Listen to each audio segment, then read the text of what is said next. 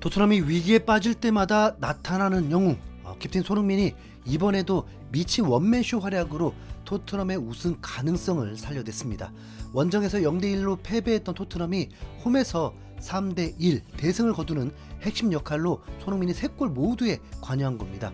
통계 매체에 기록된 공격 포인트는 1도움이지만 실제로 경기를 보신 분들은 다 알 겁니다.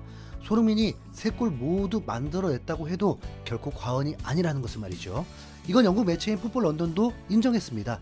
이 매체는 경기 후에 손흥민에게 8점을 주면서 엄청나게 상대를 압박하면서 오도베르의 선제골을 만들어냈다.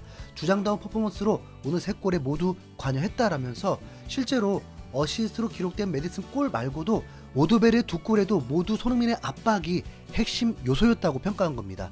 또 다른 매체인 이브닝 스탠다드에서는 손흥민에게 더 높은 9점을 주면서 상대 진영에서 결정적인 활약으로 3골 모두에 관여했다라면서 멀티골을 넣은 오도베르와 같은 점수를 줬죠. 대부분의 통계 매체들은 기록만 보기 때문에 아무래도 실제로 2골을 넣은 오도베르가 팀 내 최고 평점을 받긴 했습니다. 후스코드닷컴에서는 손흥민에게 7.6점, 푸mov에서는 8.0으로 엄청 높지는 않았는데 숫자만 보는 평점 시스템의 한계입니다. 그러나 손흥민의 반대쪽 윙어인 오도베르가 2골을 기록한 건 결코 우연이 아닌데요. 영국의 공영방송인 BBC는 손흥민이 알크마르전 승리의 1등 공신이라고 하면서 손흥민이 알크마르의 걷어내기를 막으면서 솔랑케가 오도베르의 골을 어시스트했다. 손흥민은 경기 내내 뛰어난 모습이었다. 손흥민은 끊임없이 알크마르의 수비에 문제를 일으켰다. 왼쪽에서부터 선제골을 만드는 데 관여했다. 토트넘은 전반에 승기를 잡았다. 손흥민이 2대1 패스 이후에 메디슨에게 패스를 했고 이내 어시스트가 됐다라면서 손흥민의 눈부신 활약을 조명했습니다. 솔직히 손흥민의 득점표가 터졌다면 훨씬 더 기뻐하면서 흥분했겠지만 애초에 알크마르는 무조건 손흥민만 막자로 손흥민이 공만 잡으면 2~3명이 붙었습니다. 손흥민 쪽으로 계속 수비수들이 쏠리니까 그 반대편에 있는 오도베르가 멀티골을 넣는 게 자연스러운 흐름이었던 건데요. 이런 손흥민 효과는 실제로 경기를 뛴 선수들과 전문가들이 분석해서 더 잘 드러납니다. 손흥민의 어시스트를 받아서 골을 넣은 메디슨은 경기 후 TNT 스포츠와의 인터뷰에서 손흥민의 플레이를 칭찬했습니다. 소니, 그는 토트넘의 에이스다. 오늘 어린 선수들의 활약이 돋보였지만 우리에겐 척추와 같은 선수가 손흥민이다. 소니처럼 경험이 많고 오랜 기간 최고 수준을 유지하는 선수가 있기에 차이점을 만들어낼 수 있었다라면서 캡틴 손흥민의 리더십이 있었기 때문에 어린 선수들이 활약한 거라고 말했죠. 이어서 자신의 득점에 대한 소감을 물었을 때에도 손흥민은 탑 플레이어다. 오늘 손흥민이 골을 넣진 못했지만 여러 개의 찬스를 만들어냈다. 경기 내내 위협적이었다. 손흥민은 상대 진영으로 볼을 계속 보냈다. 그는 언제나 옳은 판단만을 내린다. 탐욕을 부리지 않고 나에게 패스를 해줘서 골을 넣을 수 있었다라면서 손흥민을 향한 극찬을 아끼지 않았습니다. 엔지 감독 역시 경기 후 기자회견에서 손흥민의 활약을 칭찬했습니다. 사실 먼저 질문을 던진 건 기자였습니다. 토트넘의 캡틴인 손흥민은 오늘 환상적이었다. 경기 내내 달리기를 멈추지 않았다. 완전 불이 붙었다라면서 기자가 먼저 엔지 감독에게 손흥민의 활약이 어땠는지 그 소감을 물은 겁니다. 엔지 감독은 기자의 말에 적극 동의하면서 소니는 모든 경기에서 모든 것을 쏟아붓는다. 그는 팀을 위해 너무나 열심히 뛴다. 그의 헌신은 의심할 바가 없다라면서 손흥민의 헌신을 제대로 인정해줬죠. 특히 메디슨이 경기 후의 구단 인터뷰에서 매우 흥미로운 사실을 하나 밝혔는데요.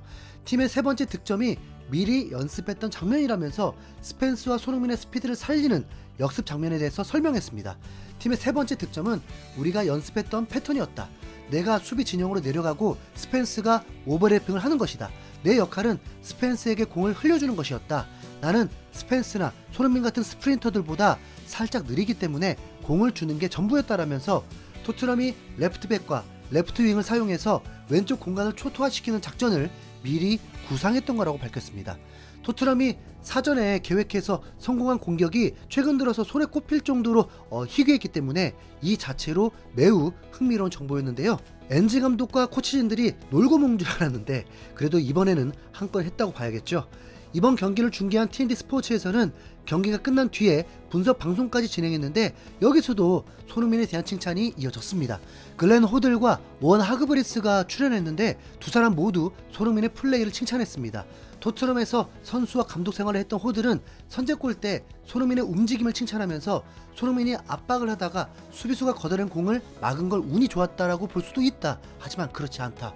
토트넘은 지난번보다 공격적이고 압박하는 플레이를 했다. 그리고 그런 압박에 손흥민이 핵심적인 역할을 했다라면서 손흥민이 최전방에서 토트넘의 공격을 지휘한 핵심 선수였다고 분석했습니다. 하그브리스 역시 이 분석에 동의했습니다. 결국의 핵심은 공격적인 압박이었다. 손흥민의 압박이 수비 실수를 만들었고 손흥민으로부터 솔랑케, 오도베르까지 이어졌다.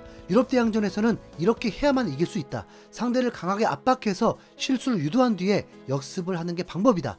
오늘 손흥민은 환상적이었다.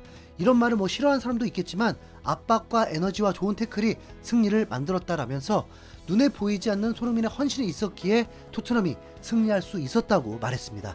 앞서 말했듯이 손흥민의 오늘 플레이는 숫자로 표시할 수 없는 헌신과 노력, 에너지가 있었기에 하그브리스도 이렇게 표현한 건데요. 무지성으로 손흥민을 까기만 하는 이들에게 대신 일침을 날려준 듯한 모습이었죠.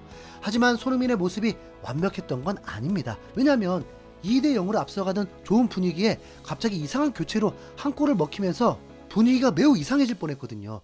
2대1로 경기가 끝났으면 연장전에 돌입하면서 완전히 체력전으로 갈 수 있었습니다. 그럼 일주일 내내 휴식하면서 토트넘 전만 준비한 알크마르에게 살짝 더 유리해질 수도 있거든요. 반더벤을 딱 60분만 뛰고 교체하려고 했더라도 흐름을 봐가면서 교체를 했어야지. 와, 너무 이상한 타이밍에 갑자기 빼버렸습니다. 그러니까 반더벤이 나가자마자 실점이 나오면서 매우 황당스러운 순간이 나왔던 거고요. 다행히 메디슨이 말했듯이 약속된 플레이로 세 번째 득점을 했기에 안심할 수 있었습니다. TNT 스포츠 역시 이 점을 지적했습니다. 하그브리스는 스펜스와 포로의 위치를 언급하면서 두 번째 골 장면에서 포로는 자연스러운 풀백 포지션에 있었다. 세 번째 골 장면에서도 스펜스는 풀백 위치에 있다가 오버래핑을 했다. 토트넘의 풀백들은 너무 자주 이상한 위치에 있다. 그렇기에 공을 뺏기면 후방에 센터백 2명밖에 안 남는 불안한 상황이 나온다. 풀백들은 제자리에 있어야 한다라면서 이미 모든 팀들이 알고 있는 토트넘의 약점을 다시 한번 강조해서 말했습니다. 토트넘이 4명의 수비수를 제자리에 두면 유로파리그에서 우승할 수 있다면서 말이죠. 반더벤과 로메로라는 걸출한 센터백들이 그나마 빈 공간을 잘 메워주고 있었을 뿐 이건 토트넘 전술의 약점이 분명합니다. 본머스전 실점 장면도 정확히 하그리브스 말처럼 포로가 공격을 하려고 올라갔다가 패스미스로 순식간에 뒷공간이 열려서 골을 먹혔잖아요. 두 명의 센터백이 후방 수비를 다 맞다 보니까 과부하가 걸려서 자꾸 부상을 당하기도 하는데요. 기본적으로 양쪽 풀백이 수비를 위주로 하다가 중요할 때 공격에 가담하는 게 오버래핑인데 토트넘의 전술은 시도 때도 없이 무지성으로 양쪽 풀백을 모두 전진시키다 보니까 공격은 무뎌지고 수비는 뚫렸던 겁니다. 스펜스가 본문을 지키면서 플레이하니까 오히려 손흥민도 훨씬 스피드를 살릴 수 있고 돌파와 압박을 더 잘할 수 있었죠. 자, 이 분위기 살려서 유로파리그 우승 진짜 도전해 봅시다. 근데 이틀 쉬고 경기라서 풀럼 상태로 괜찮을까요? 참. 이상 흰수염고리였습니다. 감사합니다.